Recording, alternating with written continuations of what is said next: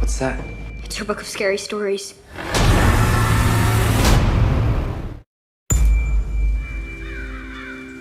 Some people believe if we repeat stories often enough, they become real. They make us who we are. That can be scary. Eat it, Harold.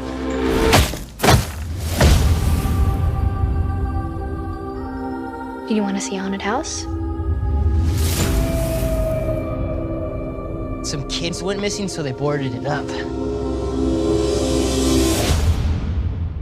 Okay, we saw it. Should we go now? Who ordered the chicken?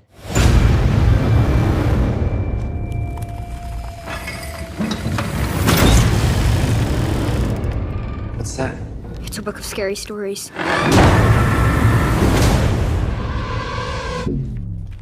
Tell me a story.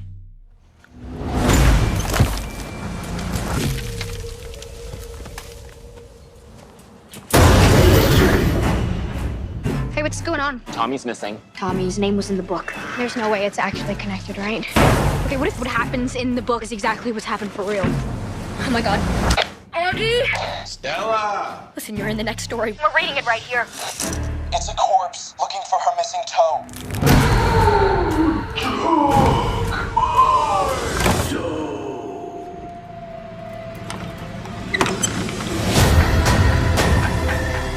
I'm afraid that we woke something up.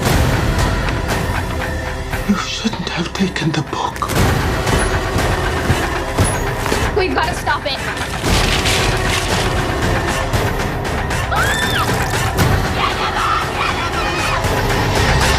Sarah Bellows' book, where the stories write themselves and it all comes alive.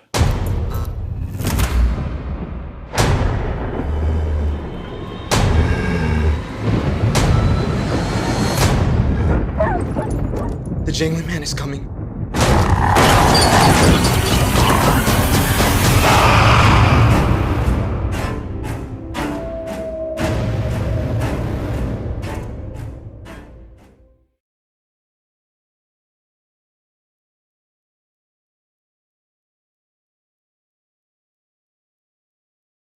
Welcome everybody to ZCAST from the coast. My name is Adam Miles and I'm joined as always by Tim Johnson and Josh Lambert. Yeah. How you guys doing?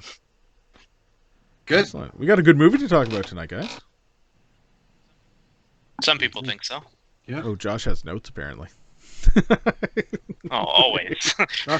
Well, some people think it's a good movie. Ooh, this could be a good conversation if that's what it's going to be. So the movie's fairly new compared to a lot of what we actually talk about, but last minute we decided that we were actually going to talk about I think it's a pretty good movie, but we'll get right into it, I guess. The 2019 Guillermo Del Toro produced, Andre Ovredal directed, Scary Stories to Tell in the Dark adaptation. Nice. Mm-hmm. Tim, what's the movie about? Well, let me regale you with the tale. It's 1968 in America. Change is blowing in the wind. But seemingly far removed from the unrest in the cities is a small town of Mill Valley, where for generations the shadow of the Bellows family has loomed at large. Did I get you guys hooked yet? I'm not done. It is in their mansion on the edge of town that Sarah, a young girl with horrible secrets, turned her torture life into a series of scary stories, written in a book that has transcended time. The stories have a way of becoming all too real for a group of teenagers that discovers Sarah's terrifying tome. Now. And this all takes place on Halloween. And the protagonist's name is Stella, and her two friends and her meet a mysterious drifter named Ramon, and they uncover the sinister notebook of stories. Stella and Ramon find a book in the woods. Yeah. Oh wait, it wasn't in the woods. It was in the mansion. Well, there was wood surrounding. Stella, Augie, Chuck, and Ramon, the main characters. Yes. Ramon Rodriguez, the draft dodger. Technically, his name was. You find out that was a Correct. fake name. His name was really Ramon Morales. Correct, because he was a draft dodger. Nice. Okay, so let's just kind of take a step back on this for a minute here. So, Scary Stories to Tell in the Dark is obviously based on the original Alvin Schwartz book series. Scary Stories to Tell in the Dark. Those are which scary. I am a fan. Which had the absolute amazing drawings and art that absolutely fucking gave kids nightmares for decades by Stephen Gammell. So this guy's art is absolutely out of this world, and it's the main reason why these books, in my opinion, really did kind of, survive the generations, as they were going through, or as they were being read by people. The stories are fun. There's no doubt about it. But that art, which transcends into the fucking movie. Well, that's what I was going to say, was that the stories are good, but when paired with that very unnerving art style in that book, like it gave a whole new layer, a whole new dimension to how creepy these stories were. Do you know what I mean? So it's like, oh shit, that's what that thing looked like. It's true. That's exactly what it sounded like. Oh shit! I told this story to you guys earlier, but I'll say it on the air, I guess. So I can distinctly remember being 4 years old and being in the basement of my grandparents' house, and this book being there, and my mother reading a limerick from this book, and at the end, she just goes completely silent, and 4-year-old me is just on the hook waiting. And then she flips the book around and shows a picture of fucking something freaky. Goes, ah! We're gonna have to find out what this limerick is, because just one day we're gonna. It's literally blocked from my memory. One day we'll get you until I was watching this film did it resurrect. Oh, that's great. It's like, oh shit. So the story itself, I mean, the synopsis that you gave was fucking massive, Tim, but it is sure okay. So. The bit nothing. What? What?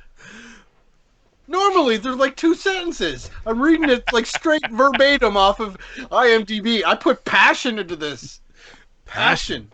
You passionate person. You're dismissing it like it was nothing.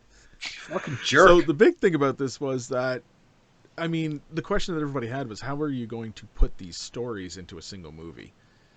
And they came out with the idea that obviously there was a protagonist type of character that was, a character that was writing these stories, and they would become reality. Now, when this movie was first starting to come out, everybody was kind of saying, oh, it sounds like that Goosebumps movie with Jack Black. Yeah, it's got a similar tone to it in terms of the fact that there's like storybooks that come alive. But let's face it, that's been a staple in science fiction and fantasy and horror for a long time.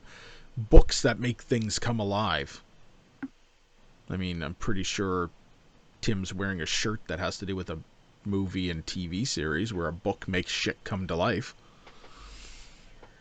I've never heard of this premise before. Go on. It's an interesting premise. So it's interesting that they had to start with how were we going to get all of these onto it.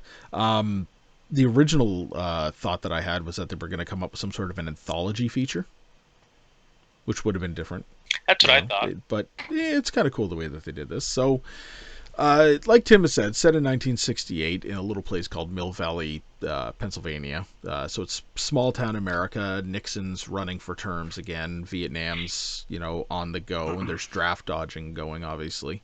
And it's full out bullies and geeks and high school, and it really is a nostalgic flick at that point too. I think that they did get a lot of the the visuals and the aesthetic of the late 60s, early 70s correct. So it felt pretty good. It played well for the story. I didn't really have any issues with that by any means. I liked the way that they were going to take it, but the overall general idea of how they put it together was the least interesting part of the movie for me. And I liked the movie. It's just how they piece it together. They could have pieced it together many different ways, but it's cool. The only problem I had, I feel that this would have fixed a lot of my issues with it, was if it was rated R. Yeah, that'd be nice. Like, I understand that they're trying to cast a large net by making it, PG-13, because it is a young adult book. But I just feel that if you're going to spend all this time and effort recreating these very iconic horror characters from this book, let them do what horror characters do and be violent and vulgar and gross and scary. Because, I don't know, I'm jumping the gun with my opinion here. Jumping the gun. We have a format to this show. Consistency. Josh, story. Anything to add to that? How you feel about the story? Or are we just going to move right on? I think I might have liked it more if it was an anthology. But they did a good job of making an anthology within a shared universe. Like with this book that kind of makes the stories come to life and you can see it happen with you. It's almost like each story and they all just intertwine like an anthology really should. So it is kind of, I guess, in that sense. But I almost feel that if they would have did an anthology story, we wouldn't have got as many characters. There would have been no real, like, they would have did what, three, maybe 4 little anthology stories in this movie. I just feel that how they did it, they got the most bang for their buck. True. With the biggest budget that they could. Yeah, because I think I like this just as much, is that they took these stories and they did 15-minute short films and put them on the internet and just made them fucking... Absolutely. Yeah. Yeah. But, I mean, like you guys said, like, I do share the same sentiment that it was okay. Like, how they had them all connected through this one book was cool. Like, I had no problem with that. But, like I said, I wish it was rated R. I thought it would have been cool, though, if they would have done something like had the book actually...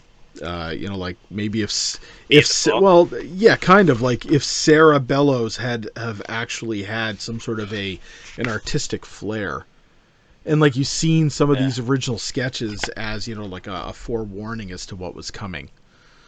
You know what I mean? Like there would have been like a page, but it was interesting though because the stories were like writing themselves, and they were taking on the forms of the people, what they were scared of. Yeah. Yes. Right? Yeah, because it wasn't just random stories. It was stories they've heard through their childhood. So it's kind of like those traumatic stories that they have. I just think it would have been cool, like, how, like, the stories were literally writing themselves out. It would have been cool to have, like, the sketches coming to life in the book, too. Absolutely. I thought that would have been really fucking dope. Yeah. Okay. So, characters. So, we had an interesting mix of characters in the movie. The characters were very they were a basic set of characters that you'd have. They're kind of the outcasts, the geeks. You've got the young brother who's got the older sister who turns out to be dating the fucking jock asshole. You got the jock asshole. You got the brother's friend, the best friend who has a mommy problem by the looks of it. You have, and then you have the girl that's just another one of the guys, the tomboy girl that writes the stories and comes from a little bit of a I don't want to say Checkered past. Yeah, checkered past. I mean, that's a good way to put it, I guess. It's she comes from a problematic situation where, you know, it's just her father who's basically checked out of life. You know what I mean? Yep. So it's just kind of her and him. Yeah. Stella was awesome Yeah. though. Like, if she was a real person, she would be on our show. Absolutely. Do you know what I mean? Like, she was. She felt was like a classic horror fanatic when you look in her room. Yeah, and I really dug that aspect to her character. It kind of bothered me that she was treated like a geek or outcast because she was into horror or whatever. Well, I mean, to be fair, it was probably just the rumors of her family that made her that way. Yeah. But I felt that as a horror fan myself, picking up on all these little things that were around her room and dude, at one point, Ramon picks up. I don't even remember what magazine it was. It was Famous Was it Monsters. Monsters? Famous Monsters. Famous Monsters? Yeah, and she's like, I read every one of them, cover to cover, and I'm like, nice, nice. She got the classic Night of the Living Dead poster on her wall, and I'm like, this Bela chick is Lugosi awesome. and She's all this awesome. stuff. She would definitely been the awesome. one that we hung out with in high school or in junior high. Yeah. So I liked her character. The problem is that when you get these young teens or mid-teens, high school students, they all just seem like fucking characters from It. Do you know what I mean? Like Like say Stranger Things, but yeah, same thing. I got that vibe that Yeah. they're living in Derry and there's this overarching thing and each one of them could be. I don't know. They're That's living just in how the I felt. Goondocks. They're Goonies. It's the non-horror aspect. But yeah, it's true. They're the outcasts. They're the other people. They're the friends. They each have their own personality to things. But it's still a very similar set of characteristics for these characters. Stella was probably my favorite character from the movie because I resonated, just like what you were kind of getting at there, Tim. Like I resonated with her. But Ramon was probably the most interesting of the characters, and I hadn't mentioned him yet. So Ramon is the character that's thrust into the situation. He's truly out of the circle of friends, and he's brought into it when it comes to the bullying situation that occurs at one point.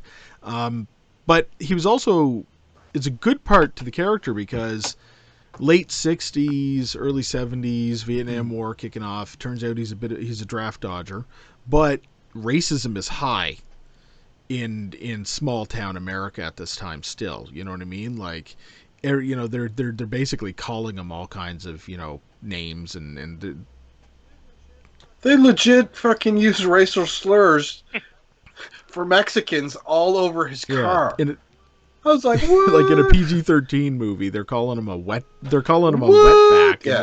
and they're fucking beating his car and shit. Whoa! No! I'm not. We're getting demonetized now. We're not going to see anything on this video. ZCAST the Coast does not endorse or We do not. But they or believe in flat any out of the... call him that in the movie, and it's like, this is a PG-13 movie, but it ties to the days of what someone in his position would have gone through, and it's as unfortunate as it is. It's prominent on the screen. We just lost all our Mexican I didn't viewers. call anybody anything. I said what they referred to him as, you jerk. Wow. You're with me, Josh, are you not? Oh yeah, you can't say that. You can't say that. You can't say that on the podcast. Whatever, man. I'm literally quoting what they called him in the movie. So, whatever. All right, let's talk about the baddies. So, because there's some effects pretty work, cool monsters, visual effects, that kind of stuff. Really? We're not going to cool talk about Augie or No, Tommy? Josh or said to move on. Dad? Fuck 'em. Dad? Fuck 'em. Or the Hank fucking Schrader. bully? Yeah, I know. No. That's what happened after Breaking Bad. What a sin. Augie was the smart-ass one, wasn't he? Or was Augie the mama's boy? Augie was the mama's boy. Yeah. Okay. The tall. the other one. He was the Puro clown or whatever for Halloween. Yeah. Yeah. The little brother Charles, or Chuck as they were calling him, was the smart ass. Yeah. He was the one that literally shit in the toilet, fished his own shit out, and burned the bag and threw it at them. Fucking was dying. Movie had me right then. I'm a simple man. I'm a simple man. Oh man. Yeah, no. All the other characters are fine, but I mean, there was no one, in my opinion, that really stood out. And I'm not here to see these people. No. Do you know what I mean? I'm here for the monsters. They're just a vehicle to convey the monsters. Yes, they are fodder. Yes. Like celery. No one really likes celery. It's just a vehicle to convey ranch Or dressing. peanut butter. Wow, that was really insightful. That was kind of deep, Josh. Nobody really likes celery. Let's talk. Okay, so let's talk about the first monster, because this can double as characters and effects. Absolutely can. Yep. All right, Tim. Harold. Let's talk about Harold. He was the first one we saw. Harold, right out of the fucking books when it comes... Once again, all of these fucking monsters are pretty much straight out of the fucking illustrations, so it was just amazing to see them actually come to life. Harold was one that was from one of the later books, the third book in the series, I do believe, and I thought he was fucking cool, but the best part about it was... I find a lot of the monsters that were in this movie were from the third book. Yeah, there was only one from the first one, the Toe Lady. Yeah. Toe Lady. But Harold, I liked the fact that Harold wasn't just some random thing. Also, Harold actually had a connection to the bully.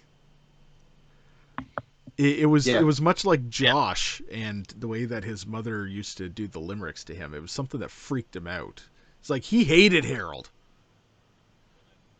Well, that's the theme of the whole story. Like, these stories don't already exist. They're being written because they're playing on your fears. Yes, exactly.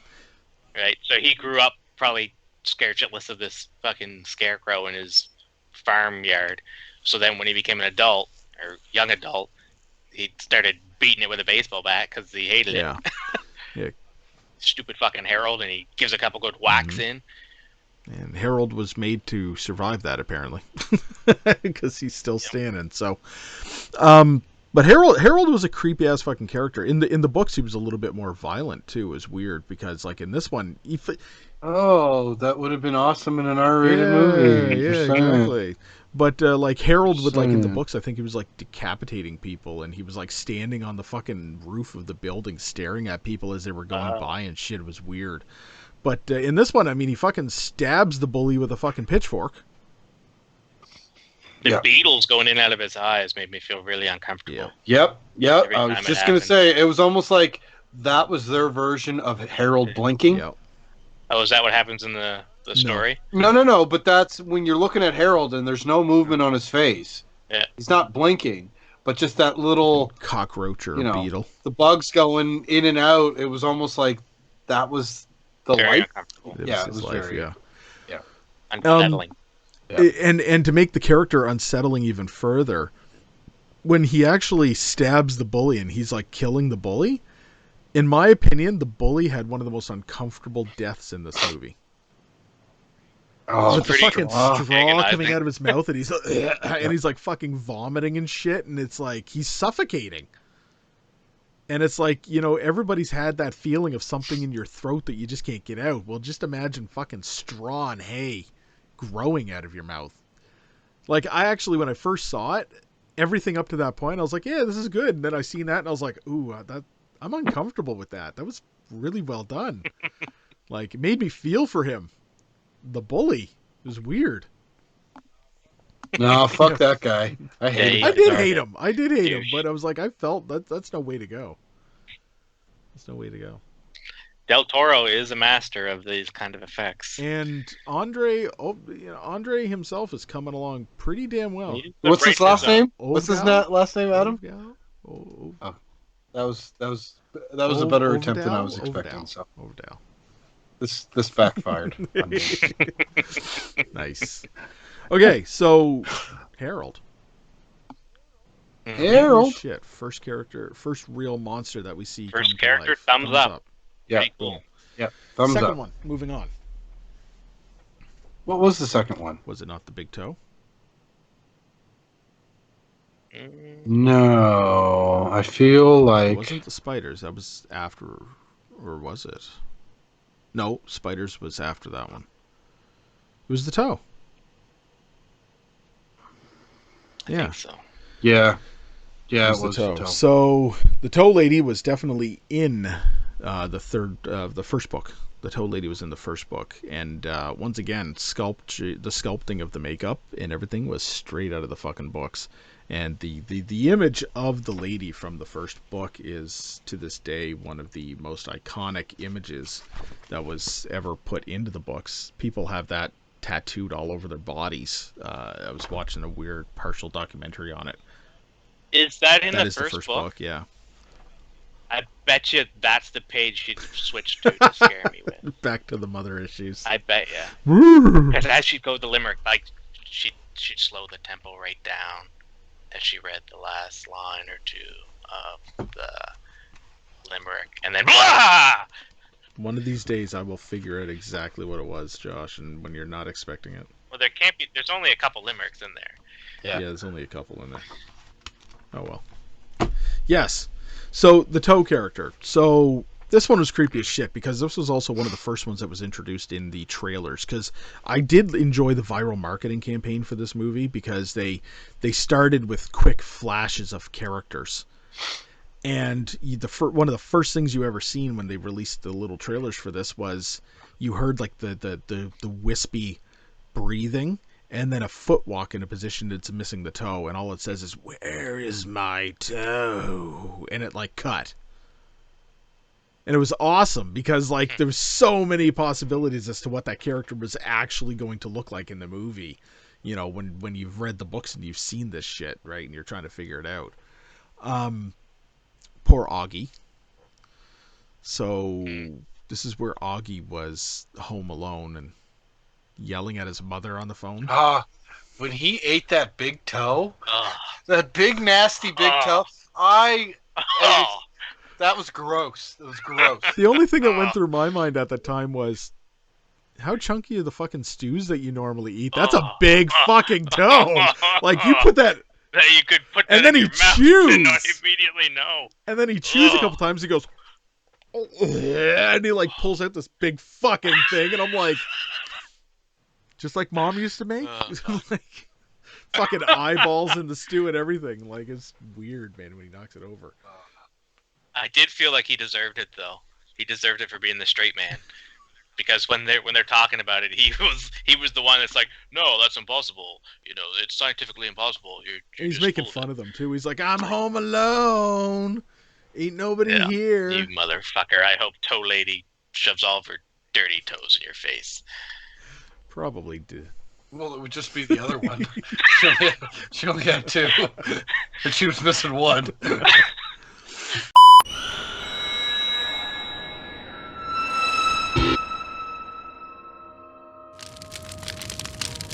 Greetings from Tromaville. I'm Lloyd Kaufman, president of Troma Entertainment and creator of The Toxic Avenger. You know, folks, when we're not making those great movies like Tromeo and Juliet and Return to Nukamai, a.k.a. Volume 2, the Troma team and I like to kick back and listen to They Cast from the Coast. They Cast from the Coast is really the best entertainment, the best education, and the best emotional liberation that Lloyd Kaufman can possibly experience. Thank you.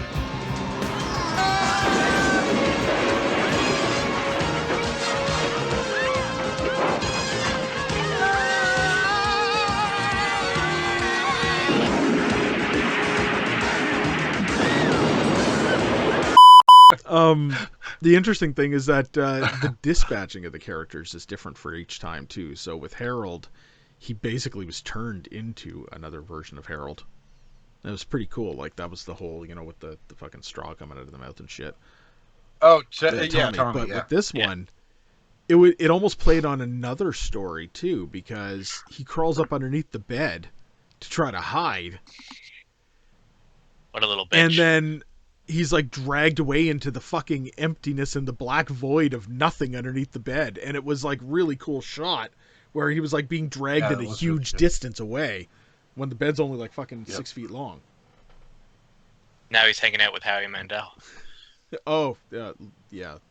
That's a That was deep cut, Josh. Did Deep that movie cut. fuck you up too? Little monsters. I actually love that movie. I've watched that movie probably 100 times. Interesting. I don't think I've seen it anywhere near that was many one of times, those- but okay. It was one of those ones that was on like a tape with 3 other movies that I just used to watch constantly. Nice. Josh used to get upset at the end of the movie, hoping that they would make it out. So moving on. Okay, so the Toe Lady. I like the Toe Lady. I think it was a good character too. But the best thing about the Toe Lady, and she doesn't really appear much on screen, is the actual sculpting. So when you actually do see her, she's fucking exact to the books once again. I think I like her slightly less than the first. Yeah, she was my least favorite. Okay. Yeah. Next.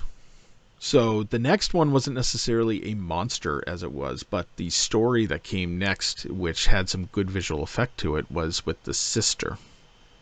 And the sister, who claimed that she had a spider bite on her face. So this comes from the old tale, obviously, of the big red spot. And as she was getting ready for her big production, she goes to pop this fucking pimple on her face. And she notices what looks to be a hair sticking out, and it turns out to move. And it's a spider leg. That's right. So this was cool, and she fucking got covered, and her face burst open, and it was spiders all over the place. This was probably my least favorite scene in the movie when it came to how it handled like the characters, especially because I got confused because when they were pulling her away on a stretcher at the end of it, Chuck's like fucking going insane, saying, "My sister's gone." I'm like, did she die from that? Like, I thought that she had actually died, the way that he was talking about her. But then she, like, shows up later in the fucking movie. Yeah, I didn't think she was Well, no, but dead. the way he was talking, it's like, it got my sister. My sister's gone. No, I 100% agree. I wrote it down in my notes. There you go. I had the exact same response. It was a good one. I mean, it was a good scene and everything. It's a good story. It's a classic tale of, you know. I watched this movie with Allison, and that scene frightened her more than the other 2 monsters. Really? What a wimp. Yeah. What a wimp. Agreed. Okay. CG spiders. They're not going to really hurt you, Allison. Right? Big toes, they're everywheres. In the stews and everything. Moving on to the next one, then we might as well, because the next one was probably Pale the Lady. best fucking character in the entire movie. The Pale Lady. This is the only one that fucking freaked me out. Like, it creeped me out. So, the Pale Lady. So, I liked how they introduced the story, too, because at this point, they're starting to fucking freak out. And Chuck basically says, I had that dream again, and I know the witch is going to use it against me. And we have the Pale Lady. Gross. Just like the fucking book, this thing came out immensely fucking incredibly made. And I watched a behind-the-scenes documentary on how they did the actual monster. So if you haven't seen this, it's on YouTube, but there's actually it's like a 5 to 10 minute long documentary that actually shows how they designed the creatures based around the books. And when you look closely at the Pale Lady, the dress that she's wearing, it's a dress, but they made it like skin toned, and it's got like fucking veining and shit in it. Basically, it looks like she's wearing a dress made of flesh. I just thought she was naked. Well, I mean, it's the impression that they wanted to give, right? Because it's just this pale fleshiness to it, right? But when you look at it, because it looks like a fucking dress at the bottom, it looks like a skirt at the bottom, but it's all one piece. Right? Okay.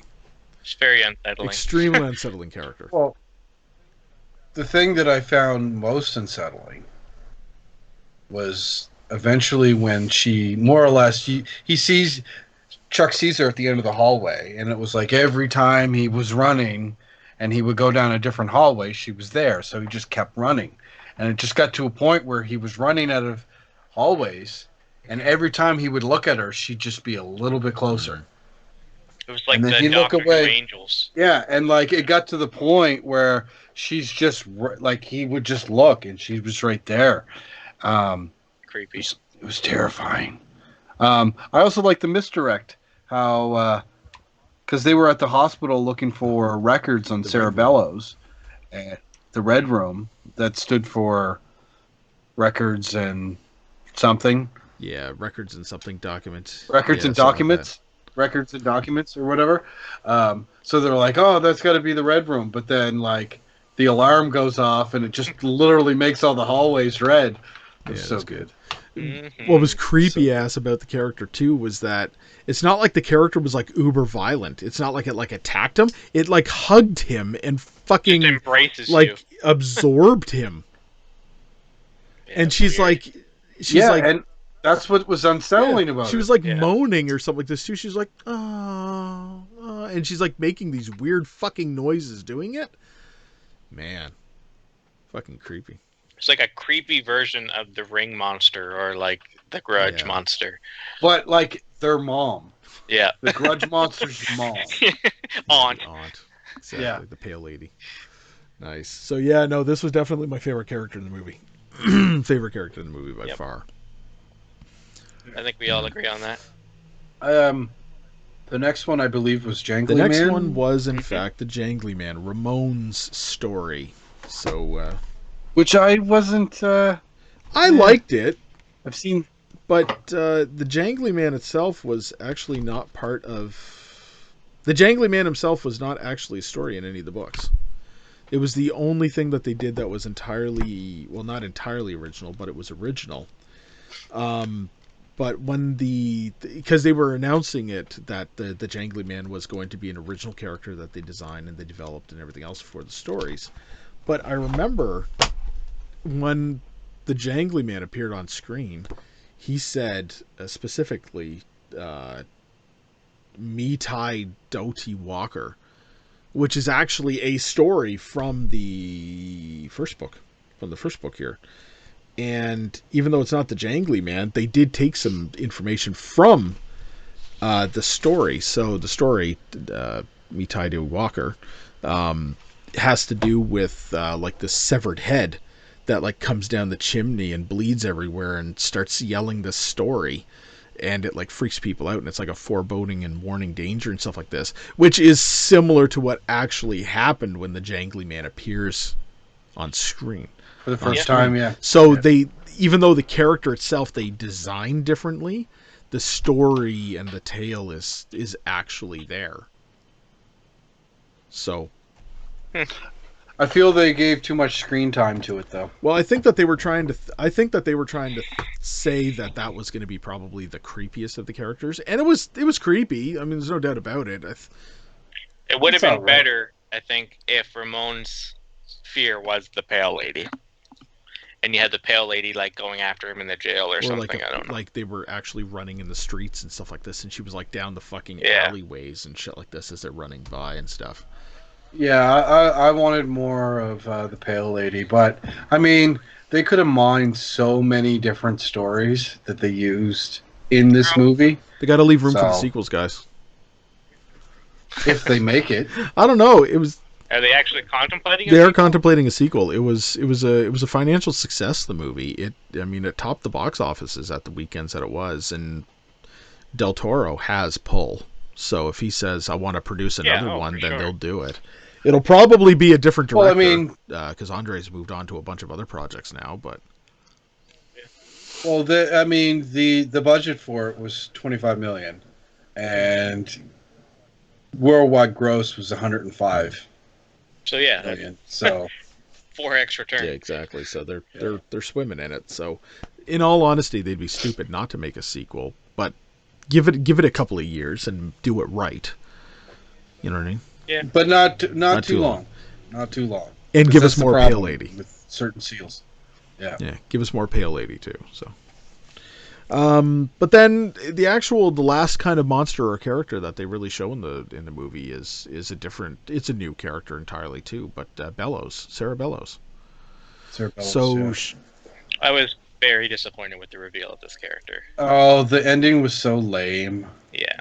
You can't do this anymore. Blah blah blah. And... No, I'm not even. I'm fine with that. It's a PG-13 movie. I'm fine with that being the ending. But I wanted her to be like the spookiest fucking thing because you built this character up so much. What I was hoping was Stella's going through the whole monologue of, you killed all my friends and, blah, blah, blah. And, you can't do this anymore. And there was this moment where it was like Sarah was like thinking. Mm-hmm. And I was so hoping that she would just go, no. And just stick with being And then, yeah, that would have been a great fucking ending. Yeah, but... and then they would have had to dispatch her a different way or some shit like this. Yeah. But she was disappointing. She wasn't the greatest character to end it with. They could have done a lot better. I wanted her to look. Do you remember in Pet Sematary, the main woman's sister that has scoliosis Zelda? And she's all deformed? Zelda. Yeah, I wanted something like that. Yeah, Yeah, that's true. I did want her to be more freakish because they kept putting her out to be like this. This dirty secret. But the problem is, she would have looked too much like Jangly Man. Okay. Think about it. Jangly Man's running around on all fours. Bones sticking out and shit. And yeah, okay. Yeah. There's an easy fix to that. Just don't do Jangly Man. Yes. Just don't do the Jangly Man. Yep. Okay, so the effects work in this was pretty damn on par. Very good. Top notch work. Yeah. Top notch. With the exception of some shitty CG spiders. Which was, I think everybody agrees, is probably the worst part of the movie. Maybe. Yeah. But believe it or not, though, that's my least gripe. Because I didn't have a problem with. I didn't think they looked that bad. The scene wasn't that long. No. It was fine. It was fine. And the little hair sticking out, that was the leg, that was kind of creepy. That was really creepy. It was CG explosion of fake spiders that didn't do it for me. That's right. Okay, so we've talked about the effects. Get a stunt actor and just put real spiders on. That'd be good. So we talked about effects, we talked about the characters, we talked about the story. Josh, do you have some notes for us? Yeah. I'd like to hear Josh's notes. You don't want to hear my trivia? Well, your trivia's coming after the notes. Do you want to do trivia or notes? Do notes. I just wanted to shit on Adam. Always shitting on Adam. All right. Let me set the stage for you there, folks. Okay. Let me get comfortable. February 24th, 2020. The time is 7:56 p.m. I love that new aspect to it. And this is my first response to scary stories to tell in the dark. Immediately, I wrote down Hill Valley. Is this where Doc is going to pop out? And then I said, oh, they said Mill Valley. Never mind. Boo. I thought it was Hill Valley. Then Season of the Witch started playing, and I was like, huh. I love that cool. song. Yep. And then when Augie came out in his little clown costume, I said he's a Art the Clown wannabe. He's a shit bandit. And technically, they did throw shit at people. True fact. It's Hank. Oh, yeah.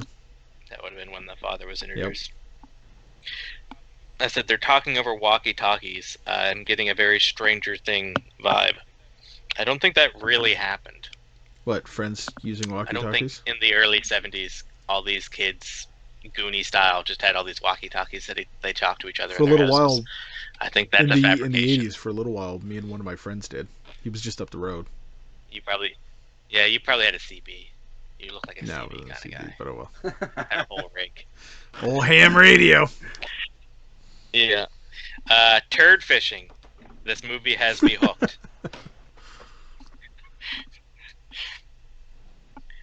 This is a quote that was worth writing down.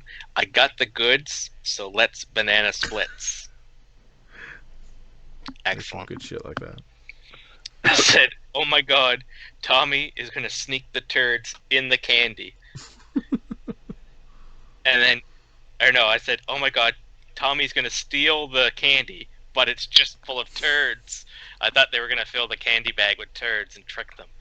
That would have been a better prank. Too. But I did like the flaming poop. Very much so. Not very well thought out idea. Now they're just going to get murdered by the bullies when he turns around. True. And introduces the awkward love interest for the main character. Then I wrote nudie pen. Lola. Nice.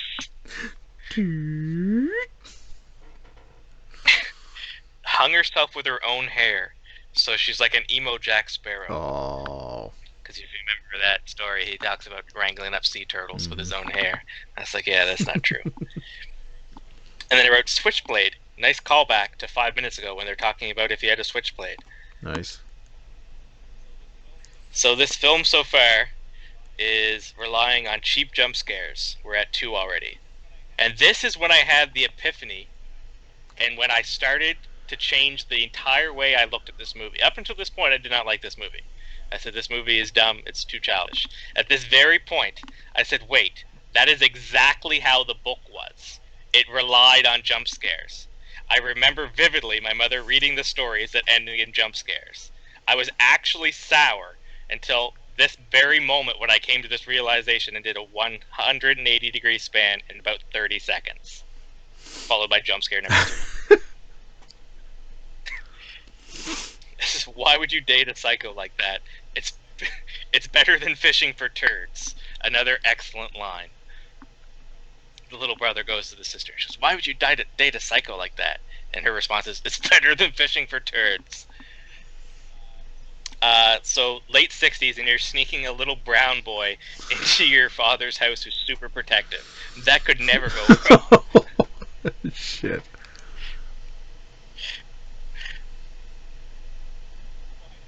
Why do the Wolvertons need eggs at like 12 p.m.? 12 a.m. Yeah. Like Get them p.m. now! Why do they need the eggs immediately? Get the eggs! No. Yeah. Jump number 4. Harold is on the move. I said, first death, pretty cool effects. I think Harold was a werecrow. She's a werecrow. God damn it. My banana. Oh, when she slams the door on him. He's eating the banana. And he so slams good. it. Oh, my banana! God damn it, my banana! Shit. Oh god, that toe. Ugh. Yeah. Oh, yeah. For fuck's sakes. Like 7 fake outs, followed by jump scare number 5. So that was when he kept looking up, and nothing was there. And it's like, oh fuck, it's gonna happen. And then you just look over here, nothing. Then back under the fuck, bed. here we go. And he looks under, nothing. And then blah! Victim number 2 was Augie. Someone said, and this is why I don't read books. Yep. I hope her zit is full of spiders. Gross. Her zit is full of spiders. Well, she did keep alluding to And then I wrote, Ruth didn't die, ? And then the quote, my sister is gone, now what? I was very confused at this point. And I think, Adam, you said you had the same response? Yeah, he was definitely, I feel like they wrote her to die and then just didn't rewrite the dialogue. Yeah. I think that's what happened. That's exactly what it feels like. Because they just needed a happy-go-lucky ending. That's exactly what it feels like. She wasn't meant to reappear in the movie, and they just forgot to rewrite that dialogue. Because when you see her being pulled out on the stretcher too, she's not covered, but she doesn't look like she's moving. No, it doesn't make sense. The nurse is looking around, just thinking, those fucking kids just stole my pen. This red hallway alarm is very Tarantino. So you have like this blaring, bah, bah, bah, bah. Yeah. You see getting closer, closer, closer. It was very, very Tarantino to me. The black-haired fat lady is legitimately terrifying. Yep. And then I wrote Draft Dodger. What a twist! What a twist! So in this case, I wrote down 3 deaths and a mental case. So this is the effects of the book. And there were crazy good effects for the Jingle Man reassembling, but not too keen on the character overall. Yep. Jumps number 5. I wrote, I am not a crook. Nixon wins the election. Oh shit, it's time for the reveal. Oh, that's it. ... She doesn't look very scary. Yep. And then I wrote, so why did the Bellows poison the water for greed? How does poisoning water supplies make you money? No, it's just apparently there was no environmental cleanup and they weren't spending the money to do things a proper way, so keep your mouth shut, nobody will sue us, and we keep our inheritance and our money. It's basically what it was.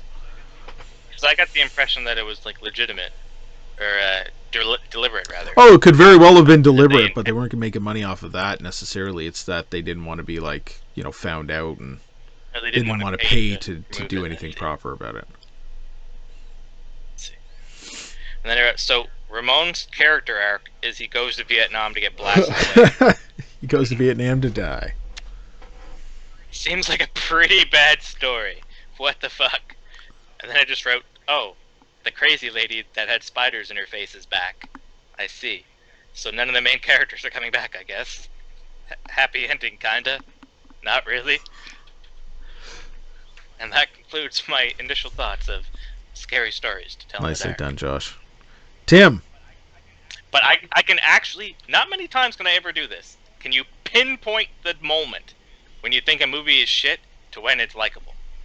I could pinpoint that to the second. It's good. It's good. Tim, do you got some trivia for us? I do have some. So, obviously, the film is based on Scary Stories to Tell in the Dark series, written by Alvin Schwartz and illustrated by Stephen Gamble. I think that would have been cool if they, I don't know, gave them Easter eggs or something, or, kind of a shout out, because, I don't know, it kind of took me out of it a little bit. To actually make it a physical book that's not been published. I don't know. This is just what I was thinking. So when Stella is first going through the book of stories, several stories can be seen that are actually from the original series, such as The Cat's Paw, The Attic, and The Wendigo, which I thought was a cool little nod, that, those stories happened at some point. Would have been awesome to see those actually play out, because if I remember correctly, The Wendigo was awesome. Yeah.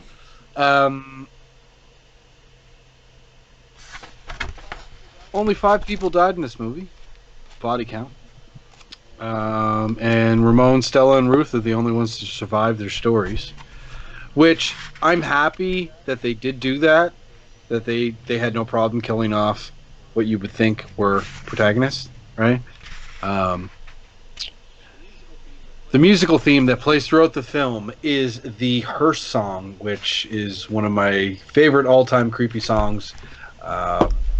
So I thought that was a nice little touch. And there was another one that I had. The house that was used as the Bellows house is a mansion located in the small town of Petrolia in southern Ontario, Canada. Neat. Yeah, I thought that was neat. Yes. I thought that too. Some of the monsters seen in the film are actually from different stories,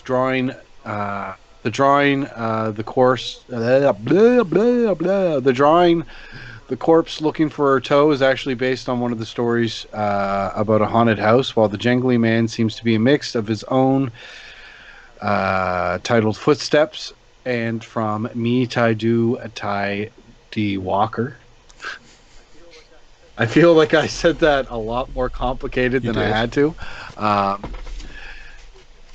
Which is cool. The only monsters that are actually from their own stories are the Spiders, Pale Lady, and Harold. A little disappointed right now in the amount of trivia based on this movie, but that's all I got for this episode. Well, that works. That works, though. Okay, so I want to hear everybody's final thoughts on this. Tim. My final thoughts. Well, I thought this movie was better than I was expecting, but not as good as I hoped. I feel that this movie would have benefited a lot more with a deeper rating. Like, if it was rated R, some of the the realizations of these characters would have been better. I feel as a kid, or I should say young teen, when I read these stories were a lot scarier because I was younger. So what I was hoping was that these movies would up the ante for me as an adult to make them more creepy as an adult, right? But they did the best they could. I didn't think the movie sucked. I have a lot more praise than negative to say about this. It reminded me of watching, Are You Afraid of the Dark or Goosebumps or any of those, but a little bit more adult-oriented. I just wish that it was full-on adult-oriented, like it was a rated R. And the overarching story of Sarah Bellows was cool, but I'm with you guys. I think if they would have did a little bit more of an anthology format, it would have been better. And I wish that they didn't take liberties with some of the stories. I wish that how they appeared in the book would have been just fine seeing it on screen. I don't know what I'll rate it. PG. It was pretty good. PG.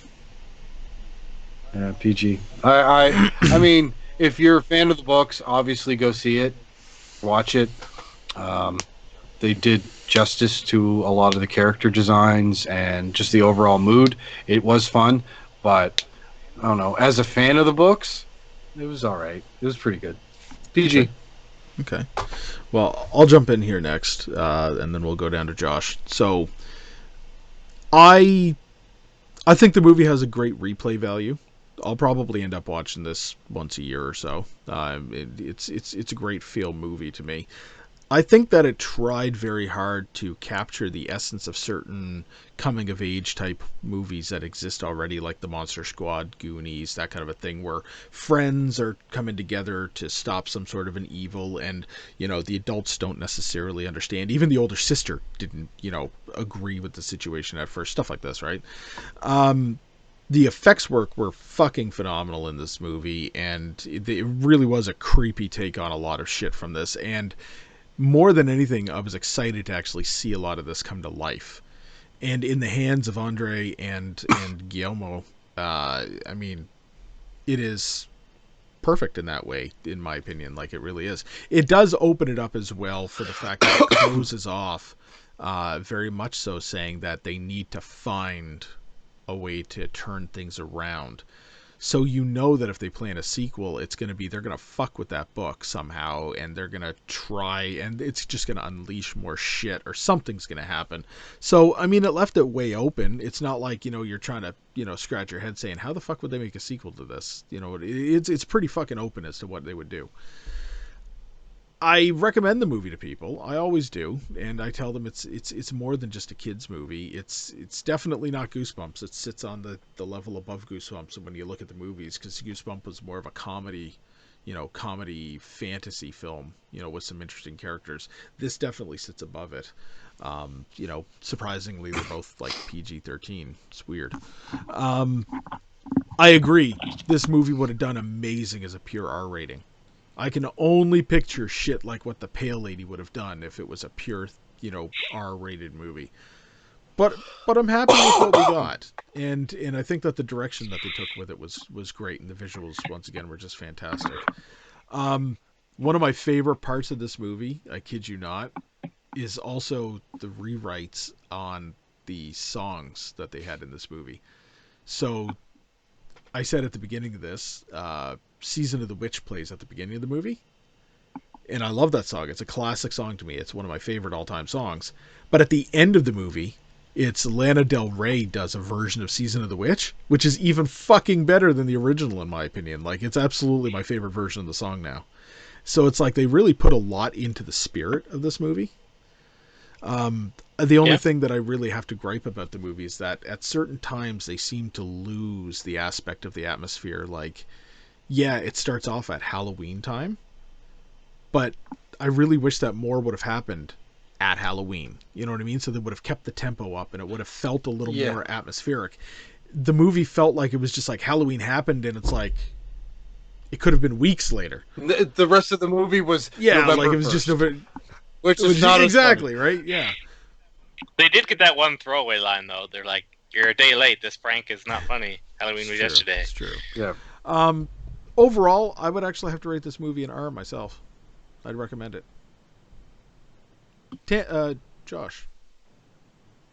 I was sorry because Tim was shaking his head. It's like, no, Josh. Yeah. I give you guys shit all the time for the old rose-colored glasses. And I'm going to tell you right now, I'm putting the old spectacles on right now, the old rose-colored glasses. I'm going to tell you, up until that moment that I described, I thought this movie was just cheap jump scares, PG-13, meh. And at that moment when I had the epiphany that it was, wait, that is exactly what the books were. This film is exactly what the books are. It is the most true to the content they could be using the medium they're using. Based on that alone, and the fact that it dredged up traumatic memories for me, I have to grade this movie an R. Nice.